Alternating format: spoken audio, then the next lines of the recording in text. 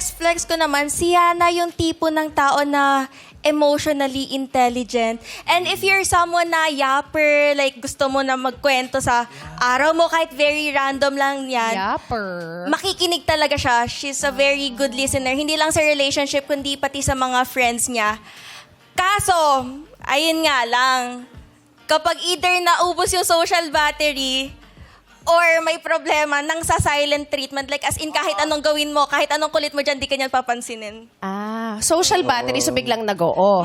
Pero kung nainis din, silent treatment. Di rin po siya namamansin. Hirap Dami nilang terms, ano? Yapper, Oh, makwento. yapper. You know? Ang daming nag-ano sa yapper. Akala ko pa yung oo ng oo. Yap, Yup. yap. Hindi. Yes man yun. Talkative.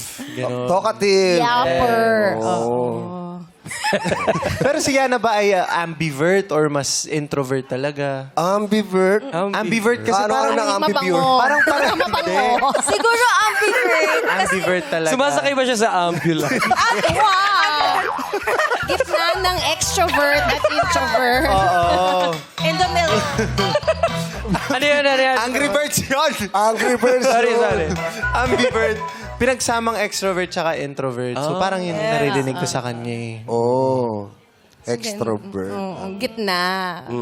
Pero ba't ayaw mo ba yung silent treatment? Parang kunwari, out of nowhere, bigla na lang nag-off yung battery niya. Opo, like as in kunwari, dadaldalin ka niya ng umaga, tapos maya-maya, gano'n na siya.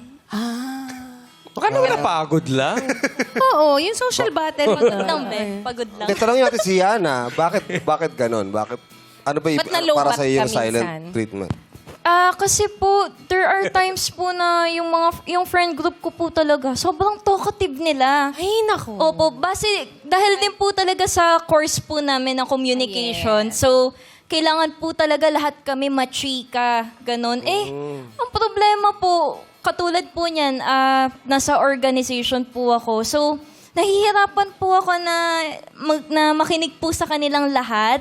Kapag ka po lahat po sila nagkaganito, kung pagka nauubos po yung social battery ko, saan nagiging ending? Baka gano'n na lang ako, nakatulala na lang ako sa kanila. Na-overwhelm. Hindi mo sila masabayan. Yes, di ko na sila nasasabayan pagka sobrang ganun nila. Sabay-sabay pa. Sorry parang kasalanan ko. Kasalanan ko, ha? Huwag naman kayo mag-away dito. Hindi.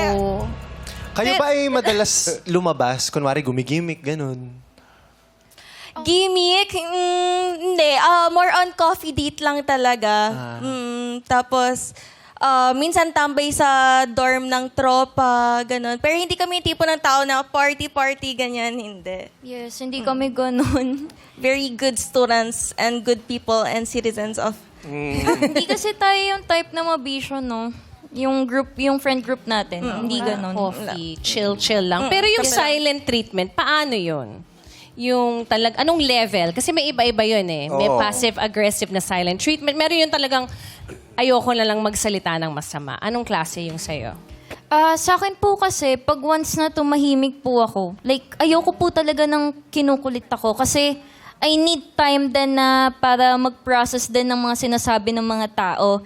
And then, ang nagiging ending, pag tumatahimik ako, hindi sila sanay. So, ang nangyayari, biglang, uy, be, okay ka lang ba, be? Be, kausapin mo kami, be, gaganon. Kukulitin lang ako ng kukulitin hanggang sa, oo na, sige na, ito nangyari. Ang ingay nyo kasing lahat. Ganun yung nagiging sagot ko sa kanila. You needed a time out? Ganun lang ba? Yes. Pero deep inside, sinasabi mo lang siguro yun na maingay kayo eh, pero kaya tahimik ako. Pero deep inside, ano yung nafe-feel mo ron? Bakit biglang tahimik na, biglang... Kasi po, most of the time talaga, lahat sila nagsasabay-sabay magsalita. And then, syempre po ako, kumbaga, I wanted as much as possible to process ng isa-isa yung mga sinasabi nila. Pero ang nagiging ending po is, hindi ko po na-process due po na sabay-sabay nga po sila. So, kahit na anong usap ko sila na wait, isa-isa lang, wala, hindi sila nakikinig. Excited. Oo, hindi be, ganito kasi ganyan. So, ayun, doon na po ako sobrang na-overwhelmed. Kaya po Yes. nabibigay ko po yung silent treatment. Oo. Parang deep na conversation ba yun? Deep sharing. Tapos, kailangan mo pa i-process. Yes, kasi mostly din ako din po kasi yung nag-a-advise din po sa friend group.